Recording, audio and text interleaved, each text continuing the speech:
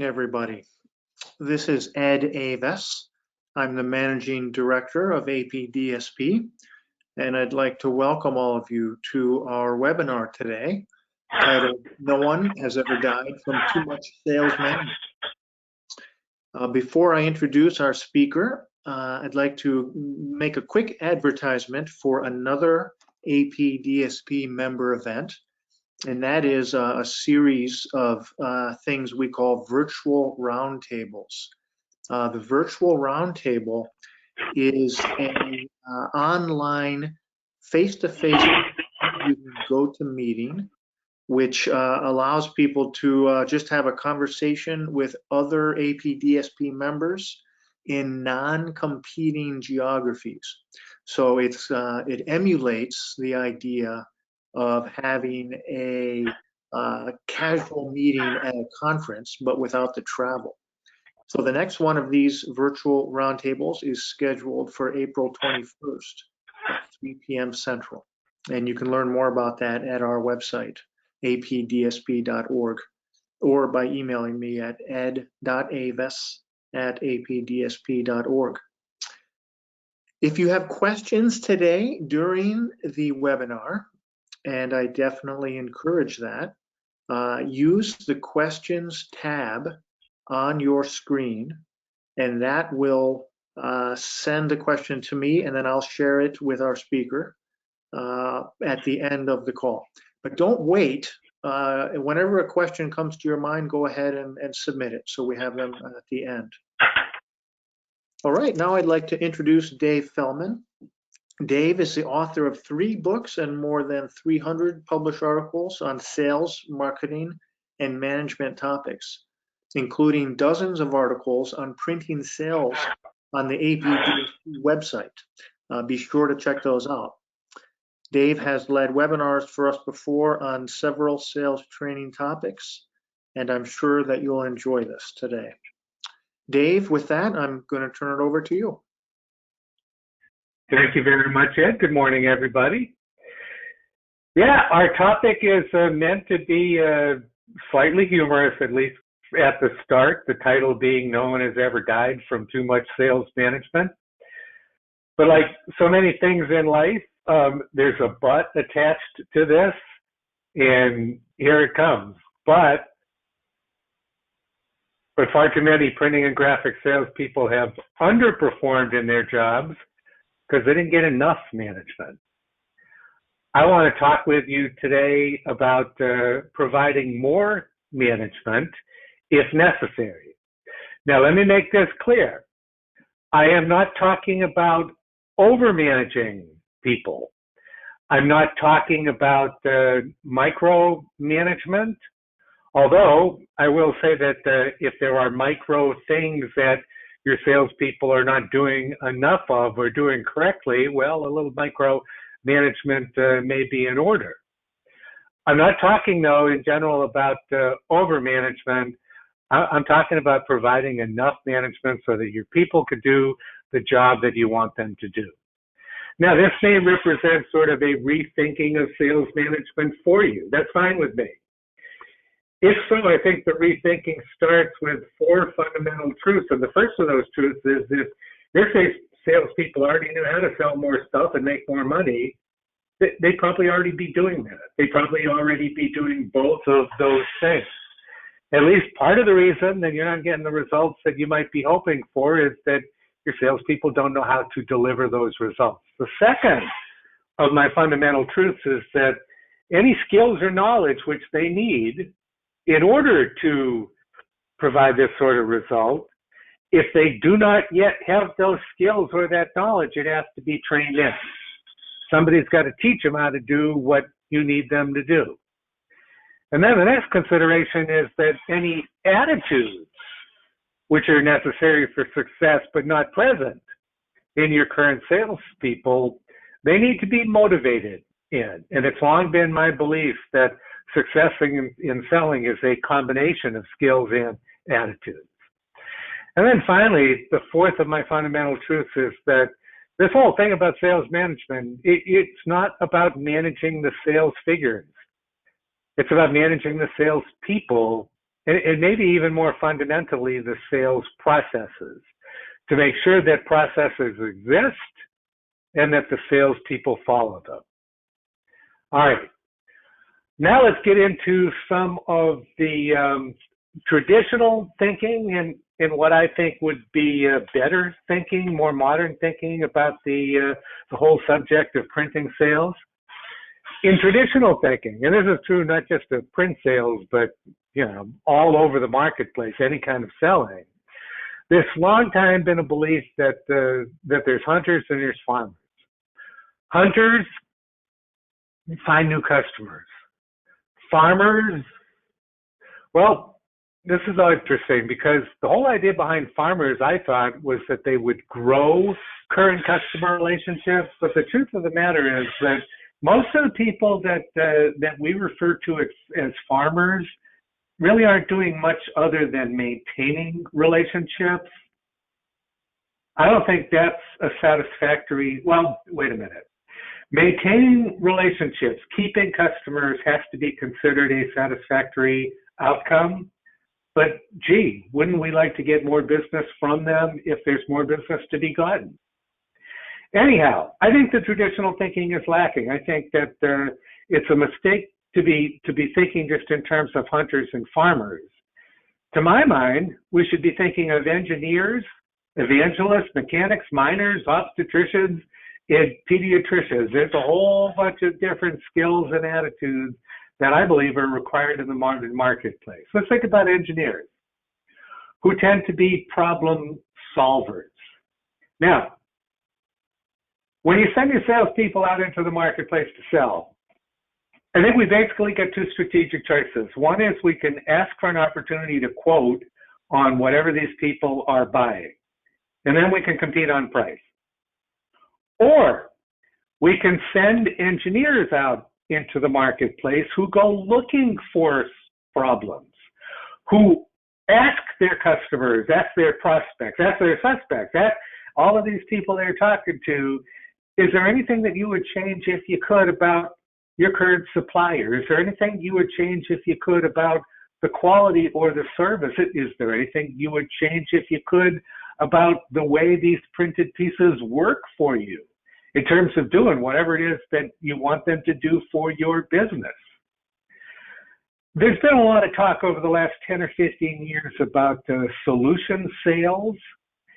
In my mind, the whole concept has been corrupted by people saying that, we don't sell products, we sell solutions.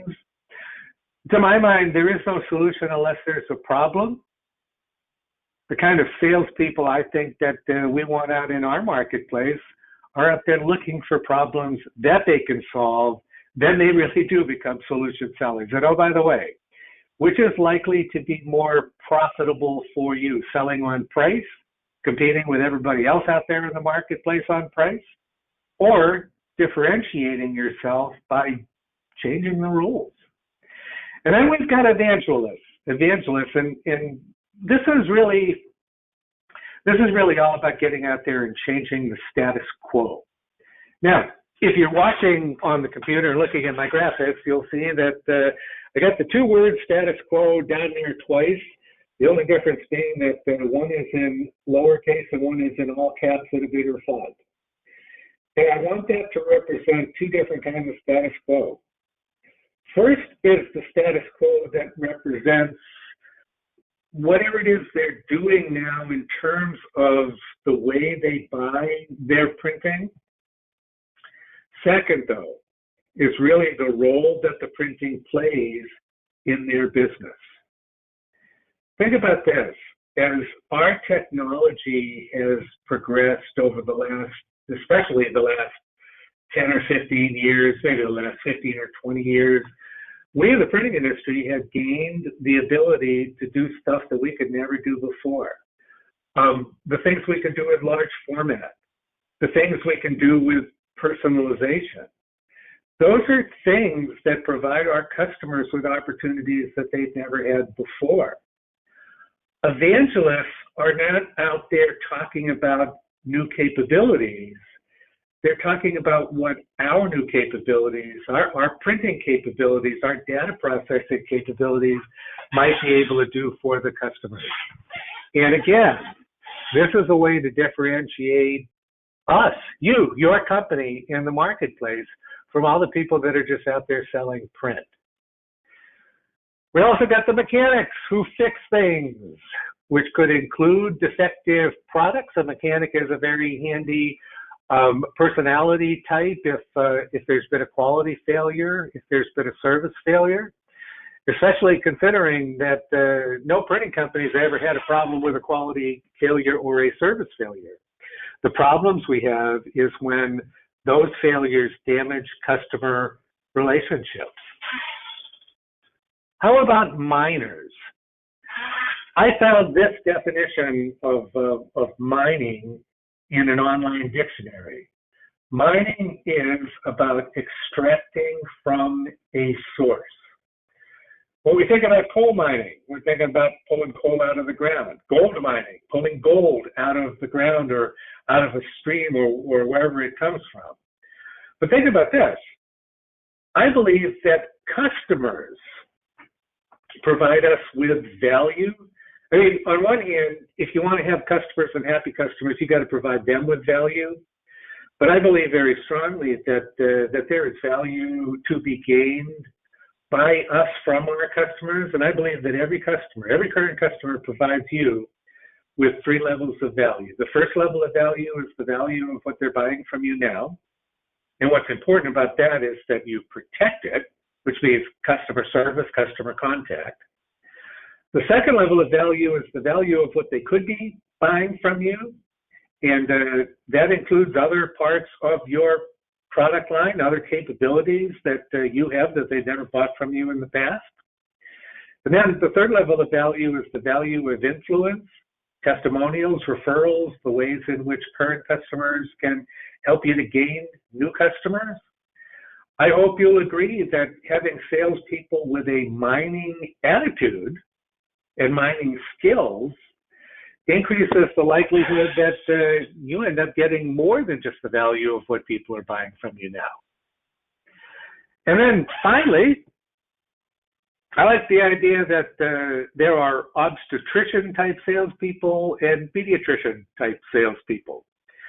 In medicine, obstetricians are responsible for the birth of the baby.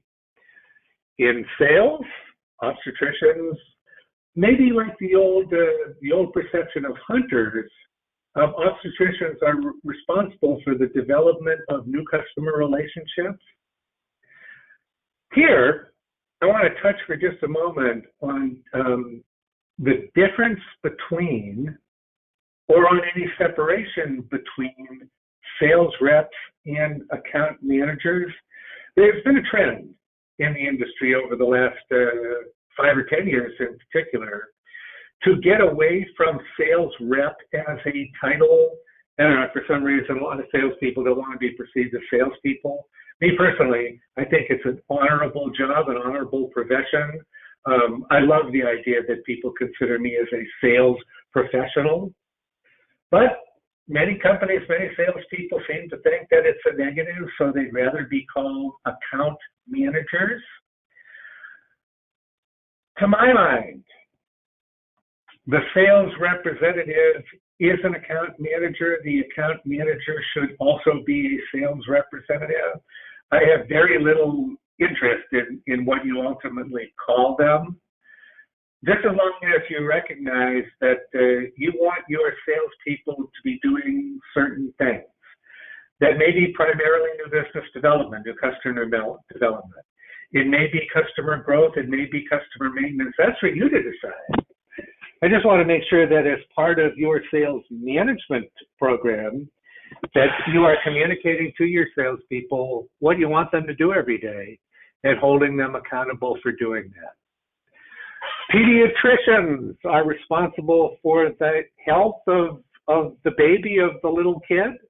I think pediatrician is a medical specialty that these days, I think pediatricians go up to 16 or 18 years old, and then young people get quote unquote regular doctors. We need pediatrician attitudes in our salespeople.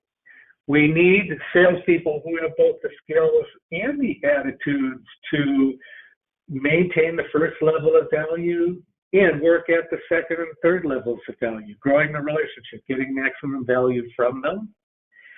And I think it's also worth considering whether we also need geriatricians, which are doctors in medicine. Geriatricians are doctors who specialize in old people like me.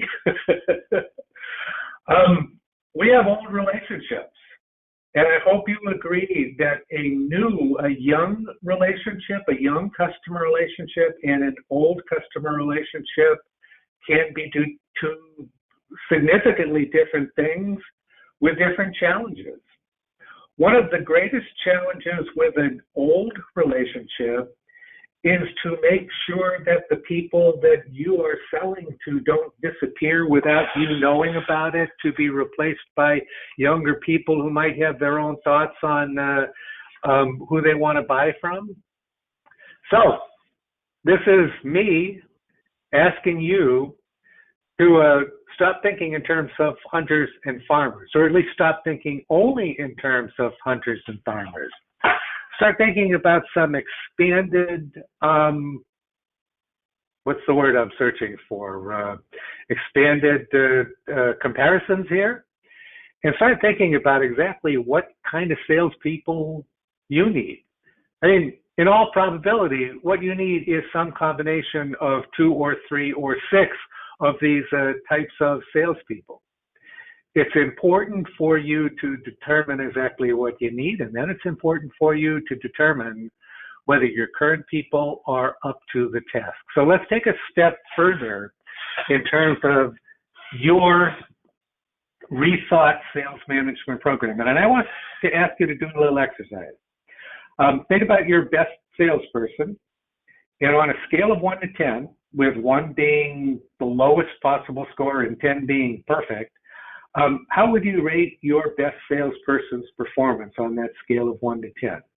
And then, on the same scale, how would you rate your worst salesperson? And hey, guys, if you've got more than 2, let's do this exercise for each one of them.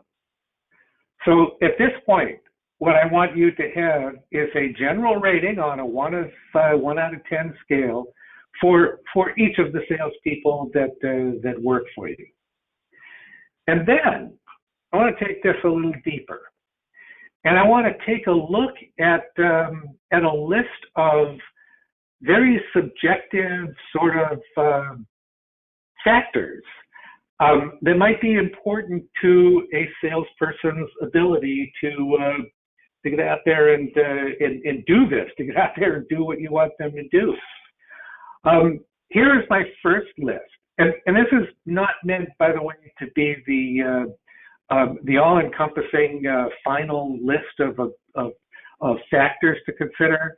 This is meant to be a starting point, starting with a general knowledge of print manufacturing process, and then continuing with specific knowledge of your company's capabilities. Next is the ability to work the program. Remember what I said earlier about sales processes?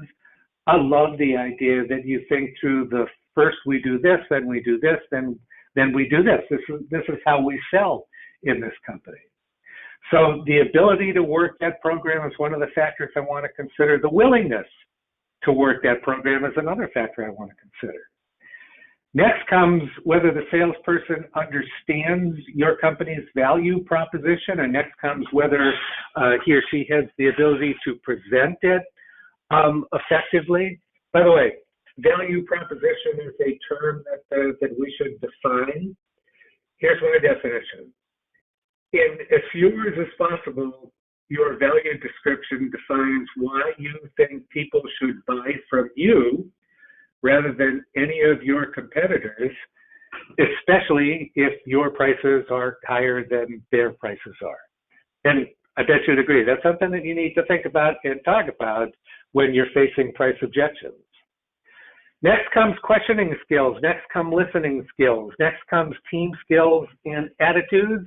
Next comes reporting and record keeping skills and attitudes. And what I want you to do is to rate each of your salespeople, again, on a purely subjective scale of 1 to 10 against each of these factors. What you'll have, once you've done that, is a clearer understanding of exactly what it is that they're good at and maybe not so good at, exactly what helps them to be successful and what's holding them back. Now, here's an addition to that list. Now we start thinking about the engineers and the miners and all of those people. Rate your salespeople on a scale of 1 to 10 in terms of problem-solving skills, ability to sell new concepts, relationship skills, ability to sell the whole product line, networking skills, prospecting skills, business building attitude, accommodation skills and attitude, empathy, resistance to taking things for granted. Again, this is not necessarily your list or your complete list. What I'm hoping is that I've given you something that will at least get you started in this regard. But rate each salesperson against each factor on a scale of 1 to 10. I think that you will have a better picture of exactly what your people are good at, not good at, and need work at. And oh, by the way, before I leave this subject, I do a lot of this sort of evaluation with my clients. And when we do this, the first thing I ask them to do is give me the general rating on a scale of 1 to 10, and then I take that and I set that aside. Then I ask them to do the individual ratings on the same scale of 1 to 10. And then I take all of those ratings and come up with an average score for each individual salesperson. And this is the part that I find most interesting, and I hope will open up your eyes even before you do the exercise. The average score for however many of these individual factors we're rating is pretty much always lower than the initial overall score, which means that in almost every case, the owner or manager that I'm doing this evaluation with, it turns out that they're less happy with the salesperson's performance than they thought they were when we first started the process. Now, I got a question for you. Do you let your inmates run your asylum? To be more specific, do you let your salespeople set their own goals, set their own priorities, set their own working hours and schedules? Do you let your salespeople have this much freedom? Do you let your production people set their own goals, priorities, working hours, and schedules? Do you let your administrative people do the same thing? I often wonder, why is it that we think that everybody else needs to be managed and, you know, held to working specific hours and put on a schedule, but salespeople don't? It's all too common in this industry. Actually, it's all too common throughout the entire sales universe to let salespeople do too much of their own management. I got news for you.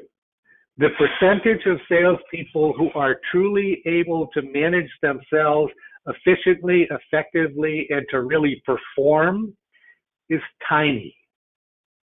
All salespeople need at least some management. Now, what does that mean?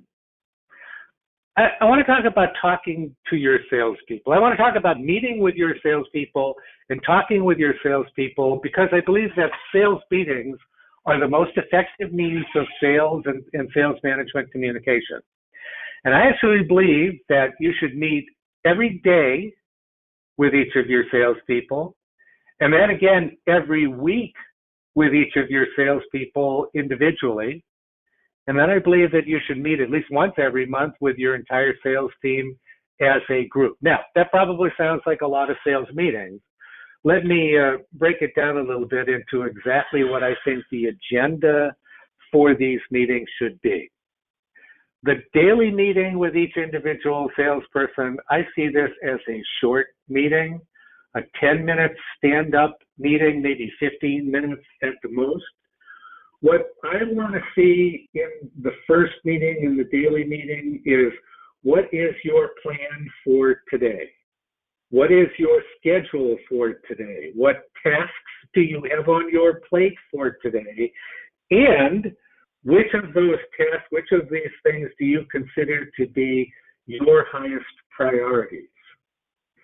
And when I, as a manager, stand side by side with a salesperson and talk about the plan for the day, I really have two things in mind. One of which is, gee, does this seem like a full day of work? And if it's not, I'm going to make that clear to the salesperson. Because you know what? If there is more time available to the salesperson, and if I've got somebody who's got a plan that seems like it might account for 4 hours of what I would really like to be an 8 or 8.5 or 9-hour day, I am going to make it clear that it doesn't look like a full day to me, and I'm going to see if we can maybe stimulate some prospecting, some additional prospecting, if nothing else, during that extra time.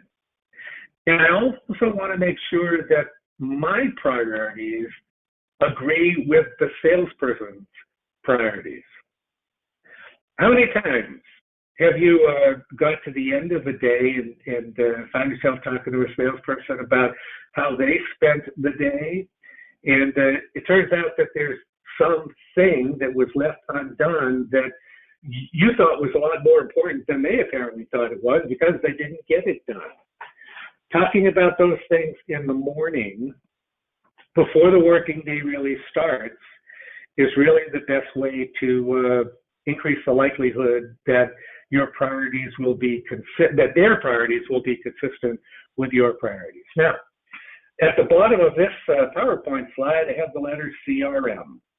I'm a very strong believer in CRM software, customer resource management, customer relationship management, contact management. This kind of software goes by all kinds of different names. Salesforce.com is one of the well-known examples. ACT, which is probably the original CRM and the one I've been using for a horrifying number of years, 26 years, I think, something like that. There are all kinds of CRMs available. There are comprehensive ones, the full-featured ones like Salesforce and ACT. There are more limited, simplistic ones like less annoying CRM and one-page CRM. There are even CRM capabilities built into some of our operated software these days, print shop management software. You could do a lot with a CRM, but here's the most important thing you can do with it.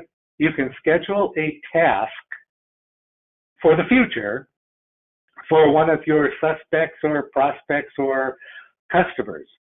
You can tell your CRM basically that I want to do this with them on this date, maybe at this time. Let me back out of this a second too, and let me share some very fundamental wisdom with you. This is not sales management wisdom, this is sales wisdom. I think that the salespeople, anytime that a salesperson makes contact with somebody that is either buying or might buy from them, or even attempts to make contact with one of those people, after that contact or that attempted contact, the salesperson should always ask two questions. Question number one is, what do I do next? Based on where I am right now, where I think I am right now, what do I do next to get this relationship to the next level, whatever that next level may be? And then the next question is, when do I do it? What do I do next and when do I do it? You can tell your CRM what you want to do next. You can tell your CRM when you want to do it, and then it will remind you. I start every day with a task list generated for me by my CRM. To say that in a different way, I start every day with a list of everything that I've already put on my plate for today. So the first thing that I can do after pulling up my list every day is start prioritizing it. Start considering, okay, of all of these things that I put on my list every day for today, this one and this one and this one are critical.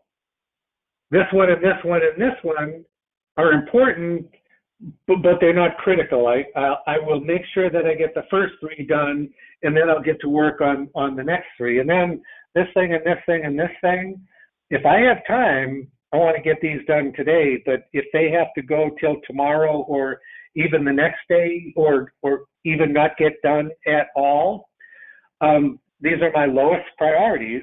So these are the things that fit into that category. Now, the one thing that I haven't talked about yet that is part of everybody's day is the reality that you can start your day with a task list, but other things are going to happen during the day. So how about this idea? When you talk with your salespeople in the daily morning meeting, you can probably be happy if they look like they've got 6 hours of proactive sales activity in their plan for the day, which based on an 8-hour day would leave them 2 hours to deal with whatever else comes up during the day. I don't expect anybody to make a plan in the morning and follow it to the letter, but I believe this: if you make sure that your salespeople got a plan at the start of the day, it increases the likelihood that they will get at least the most important things done, the things that are most likely to result in their individual success and your company's success. One more thought about the daily meeting. You start the first of these by asking them for today's schedule. Once you've done that, you can start every future meeting by asking them, how did yesterday go? You told me yesterday morning that this was your plans for the day and these were your priorities. How did it actually play out? This gives you an opportunity to have some input into how they may handle interruptions and new tasks in the future. It's a teaching opportunity to be able to say, you did a good job yesterday, and it looks like you're set up for a good day today. Go forth, go do your thing. It is a lot better than never talking to them and just expecting them to go out and do their thing. Now, the weekly meeting. I believe very strongly that you as a manager should be managing on the front end of the activity chain, not on the back end. I said earlier that the sales management is not about managing sales figures. Unfortunately, it looks like the way most sales managers manages get to the end of the month, look at the sales figures, and either pat their salespeople on the head or yell at them. I would much rather see you managing the front end of the process, which means managing activity, managing their progress in developing new customers, managing their progress in following up on projects that they are competing for in real time. I hope that you are talking about these situations, about this sort of progress with your salespeople. Maybe what you're doing right now is when you have a few minutes to get together with them, you talk to them about this project or their progress with that customer. I'd like to see you formalize it and ask your salespeople to provide you with a list of the people that they're working on and the projects that they're working on. And for what it's worth, a good CRM does that for you automatically. And then the most important thing to get into in these conversations is not simply to be able to tell them that they seem to be moving along well and everything seems to be working well, but to be able to ask them or to help them to understand where they are running into obstacles, where they have problems, whether it's a prospecting problem or a customer maintenance problem or a customer satisfaction problem or a customer maximization problem or just plain getting this order in the face of an obstacle of a price objection problem. In your weekly meetings, you have the opportunity to get these things out in the open and talk about them, lending your knowledge, your skills, your experience to their problems and helping them to be more successful. And then we have the monthly meetings. I love the idea that you have goals and objectives set for your salespeople. Again, I don't like the idea that you let the inmates run the asylum by setting their own goals and telling you if they think they're achieving them. I think you should have a comprehensive set of goals ranging from activity goals to new customer goals to customer maximization goals to overall volume goals. And those are the things that you can talk about at your monthly meetings. You can celebrate individual accomplishments and team accomplishments. And if you have some people that you get to congratulate each month, or at least month to month, and some people who are not getting that recognition, hopefully you can use the psychology of that to help motivate them further. I was in one of these monthly meetings. This was a couple of months ago. And in a sales team of 4, 3 of them reached their goals for the month, and 1 of them didn't. And for that one, it was the second month the second month in a row that she hadn't reached her goal. And when the meeting was dismissed, the owner of the company, who wears the sales management hat, asked her to stay a minute with me in the room and one of the other partners in the room. He asked her to stay a minute, and he said, I want to ask you something. How does it make you feel when the other 3 guys are getting congratulated for reaching their goals and you're not? And her answer was, it sucks. I hate it.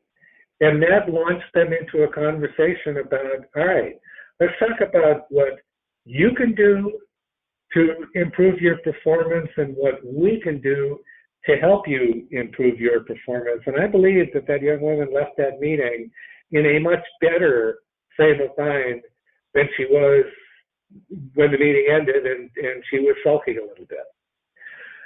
These monthly meetings also give you a forum for explaining policies and procedures. And they also provide you with a forum for what I think of as a training component. If I set aside an hour or 2 hours or 40 minutes or whatever the time may be for a monthly meeting, I want to get maximum value out of that meeting. I've been to meetings where somebody was brought in to provide sales training. I've been in meetings where one of the salespeople was asked to provide training on some specific thing that he or she is pretty good at. I've been in a lot of these meetings where vendors and suppliers have been brought in to provide 15 or so minutes of training on their product or service or capability or whatever it may be. I do not like meetings that waste time, but I hope you'll agree that the meetings that I just described to you should not be time wasters. They should be contributors to performance for your salespeople. All right, the final part of my program is about sales compensation. And it's based on a very fundamental concept. Money talks. But that raises a very fundamental question, which is, what is it that you want the money to say? Here's where I think we are. You're willing to pay salespeople a certain amount of money to do their job. that money has a voice. What exactly is it that you want the money to say? Here's some possibilities. You might want it to say, I want you to generate a lot of sales dollars. You might want it to say, I want you to generate a lot of profit dollars. And I hope you'll agree that those can be two different statements. You might want it to say, I want you to develop new customers. You might want it to say, I want you to sell more of our product line, more of our stuff to our current customers. You might want it to say, I want you to increase sales year after year, every year. You might want it to say, I want you to work a full day on this job every day. Or maybe you want it to say, I want you to do a good job with administrative tasks like call reports, expense reports, and CRM maintenance. Or else you might just want it to say, I want you to work well with the rest of the team. You might want the voice of your money to say all of these things or none of these things or some of these things or some other things. I don't know. I want you to think about, though, first of all, what sort of reinforcement do you want the power of the paycheck to provide? Now, that leads me to another very fundamental concept. Please don't ever think that compensation is a substitute for management. I know a lot of printing companies that provide very generous compensation plans where if you sell a lot of printing, you can make a lot of money. Even with that very generous opportunity, though, for the most part, the owners and managers are dissatisfied with the performance of their salespeople. To put that differently, most printing salespeople have the opportunity to make a lot of money, but they're not making anywhere nearly as much as they could be. Why is that? It's because compensation plan alone is not an effective management tool. It's not enough of a motivator. Compensation works best as a reinforcement for your management strategies. Think of it this way. The best way to move anything probably involves a push and a pull. Pushing and pulling. You get a little bit of effort on both sides of that equation. You usually find that it's a lot easier to get where you want to go. So you have the gentle push of the things that you're doing as a day-to-day manager, coupled with the pull of the compensation opportunity. That is a recipe for effective motivation. Now, I believe that the perfect compensation plan, the kind of plan that will do the best job of supporting motivation and management, will have three components to it. The first component is what I call the guaranteed component. I think when I use that term, I'm talking about a salary component. The second part is what I call the earned component, and I think I'm talking about commissions. The third component is the incentive component. And when I use that term, I think I'm talking about bonus opportunities. In other words, I think your best compensation strategy is a combination of salary, commission, and bonus. Now, here's a general statement. I want the guaranteed component to be as small as it can possibly be, because I want the earned component and the incentive component, which are the real motivators here, I want those to be as large as they could possibly be. So that raises the question, how do you determine how much you are willing to pay in the first place? The formula is really pretty simple. It starts with how much sales volume you can reasonably expect a salesperson to produce. The next question is, how much gross profit is there likely to be in that total sales volume? The next question is, how much of that gross profit are we willing to share? Am I willing to share with a salesperson? And that yields a number, an amount, which I refer to as the compensation fund. Here's an actual example. In this particular situation, we determined, the owner and sales manager and I determined that for this particular salesperson, it was reasonable and realistic to expect $1 million in sales that year. We didn't think that was too much of a stretch. We thought it was a very reasonable performance. And based on operating ratios, we calculated that there'd be more or less, there'd be $300,000 worth of gross profit in that $100,000 of sales. 30%, as it turns out. But set that 30% aside because I want to talk about a different 30%. I asked the owner of the company, all right, there's $300,000 in gross profit here. How much of that are you willing to pay the salesperson? How much of that are you willing to share with the salesperson? And his answer was, I'm willing to go 30% of that.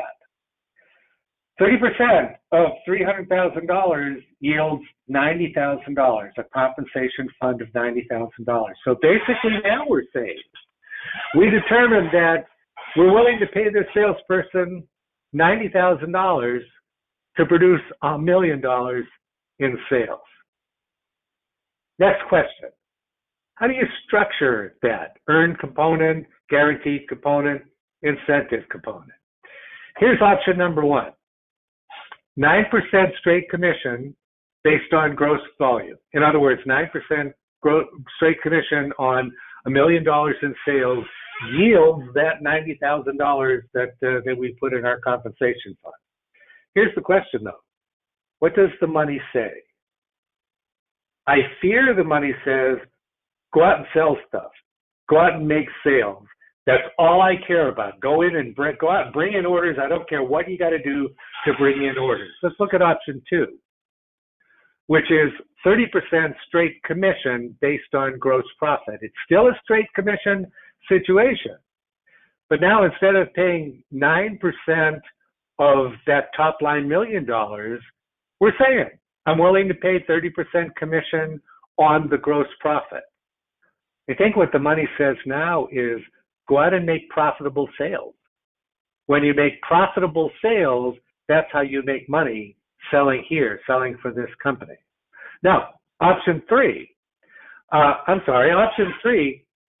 want to introduce a guaranteed component, a salary component. And just for the sake of example, let's make the salary $5,000 a month, $60,000 a year. The most important consideration right now is that we've got a compensation fund of $90,000. We're allocating $60,000 of that as a salary. That means that the commission rate has to be 3%, because 3% on $1 million gives us the $30,000 we still have left in our compensation fund. What does the money say here? Well, to some degree, it still says go out there and make sales, and I don't care so much about profit. I just care about the sales because I'm paying on gross volume. But the other thing this plan says is I'll pay you $5,000 a month whether you sell anything or not. I always want the guaranteed component to be smaller so that the earned component, the incentive component, the opportunity to make real money requires real work. Option four, quickly, the only difference here is that it changes the commission to gross profit rather than gross sales, but it still has a high salary component. Now let's go to option five. Let's reduce the salary to $2,500 a month. Now, based on gross volume, we can make the commission 5%, and we can add 4 short-term bonus opportunities for $1,000 each, and we can add a full year bonus opportunity that will pay $6,000 if it is net. Think about this. In the options 3 and 4, the guaranteed component was $60,000. In option 5, and as you'll see in option 6, the guaranteed component is only $30,000. In order to get to that $90,000 possibility, and by the way, it's important to make this point. We're saying that in putting a program like this together, we have to be saying that we think $1 million in sales is reasonable. Otherwise, we're going to have a salesperson who's going to look at the $1 million in the first place and say, yeah, I'm not going to make the kind of money that I wanted to make, that they told me I could make, because there's no way I could make the kind of money that they think, that I could hit the kind of sales level that they told me I have to hit. All right, over to option 6. Again, we got a $2,500 a month salary, but we're switching the commissions to being based on gross profit. We still have the $4,000 short-term bonus opportunities and the $6,000 full-year bonus. What I wanted to get to from here is to just talk about those bonus opportunities. What are we going to do with those $4,000 quarterly bonus opportunities? Well, how about this? Do any of you have a product that your salespeople are not selling enough of, or that one particular salesperson is not selling enough of? It would be pretty easy to put together a 1 or 2 or 3 month focus on that product with a $1,000 bonus if they reach their goal. How about people opportunities, getting referrals, following up on referrals, turning referrals into new customers? If you have salespeople who are not doing enough of that, well, let's put some money behind it. Let's use the voice of the money to say, hey, I want you to get serious about referrals and following up on them. And in order to make you more serious, I'll pay you some money if you do it. Short-term behavior opportunities. What if you've got a salesperson who has something of a bad attitude? And you've talked to the salesperson before about, hopefully you've talked to the salesperson before about changing that attitude, but they haven't done it. Why haven't they done it? They haven't been motivated to do it. What might motivate them to do it? Well, how about instead of saying, geez, Tom, I really wish that, you would show up on time to our sales meetings. How about, hey, Tom, I want to get serious about you showing up on time to our sales meetings.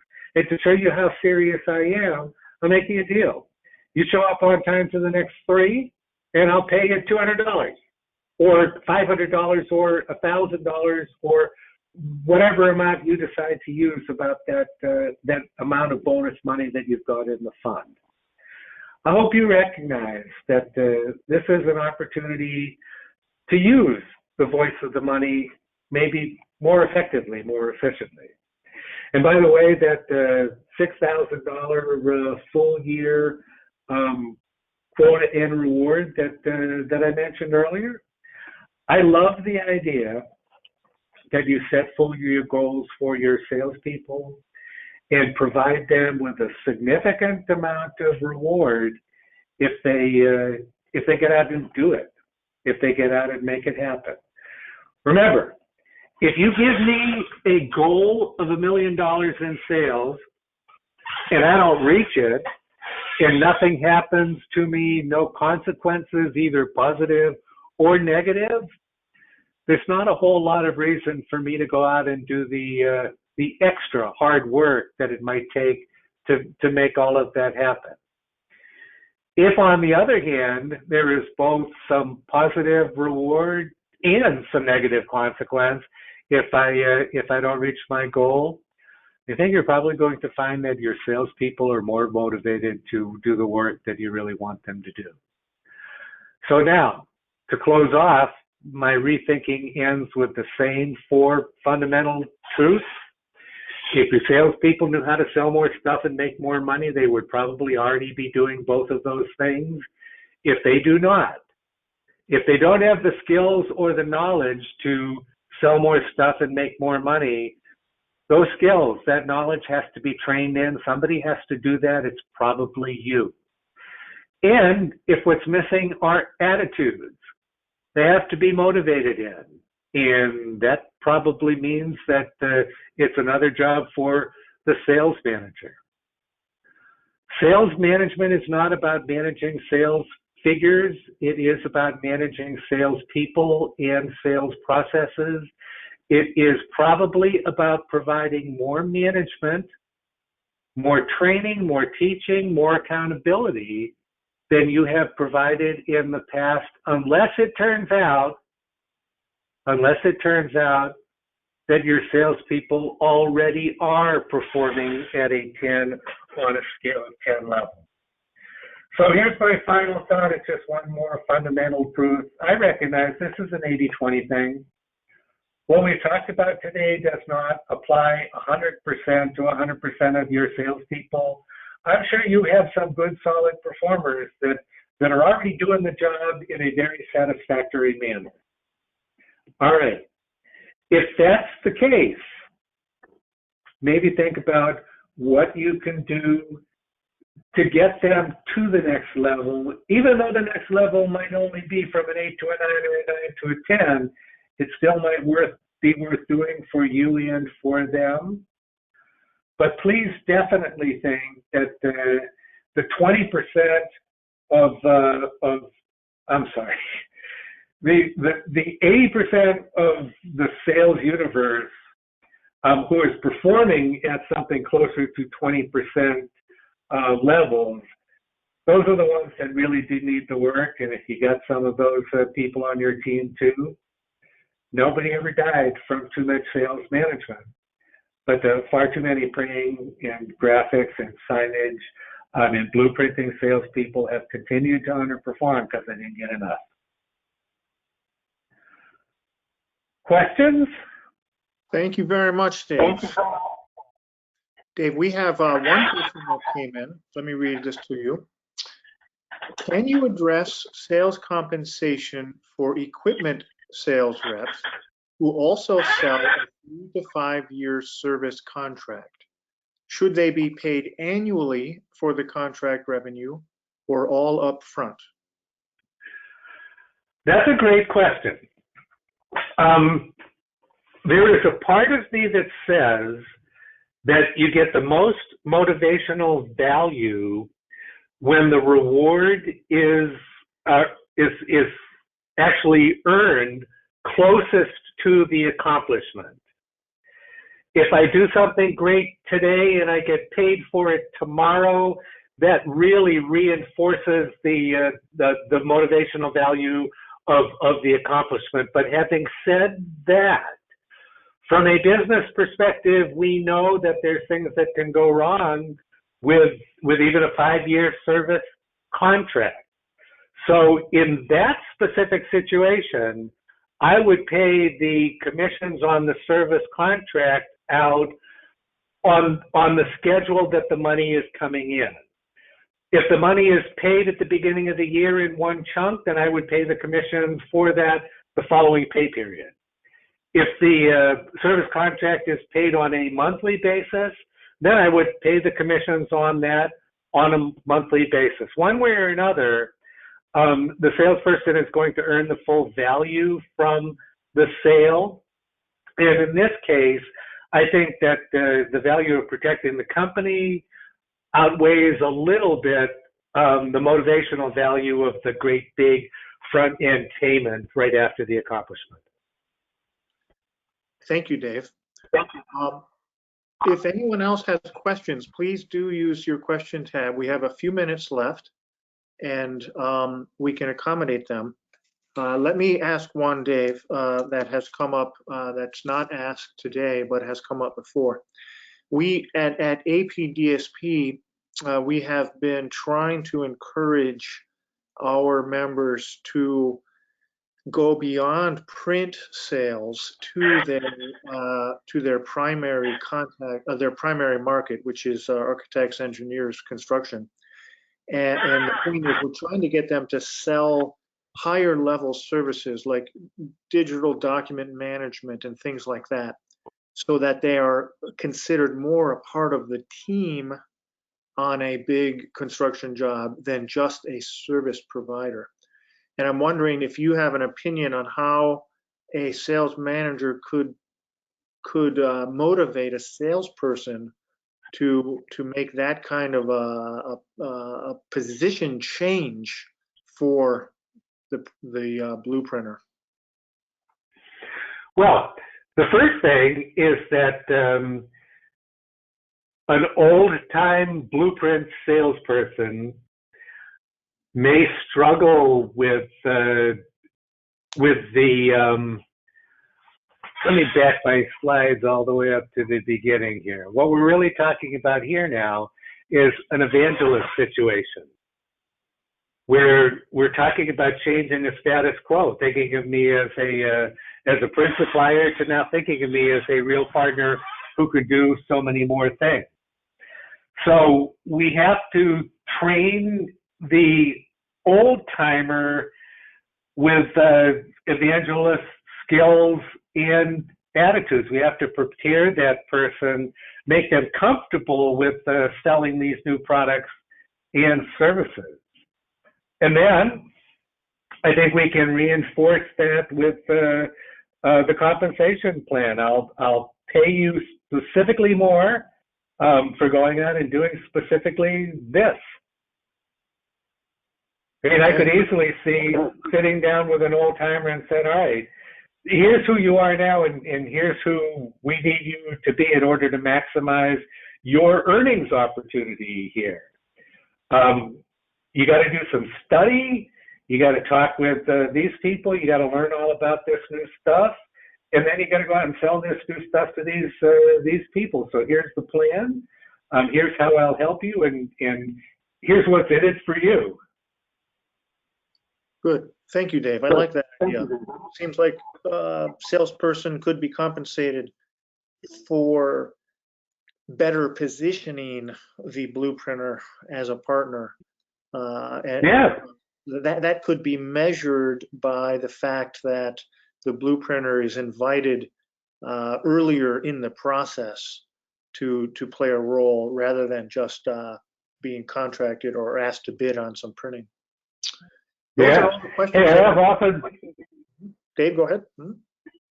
I also wanted to say that there's really only two ways to grow the business. One is to gain new customers. The other is to sell more stuff of a broader scope of products and services to your current customers. And that is especially important in our segment in the industry, as we've watched so much of traditional blueprinting evaporating. We've had to find other things to sell. We should continue to look for more things to sell to our current customer base. Exactly. Well, thank you very much, Dave, for your presentation today. Those of you in attendance, let me remind you that this webinar was recorded, and it will be posted as soon as we can in the member section of the website. So look for it there. And thank you all for attending. This concludes today's webinar. Thank you.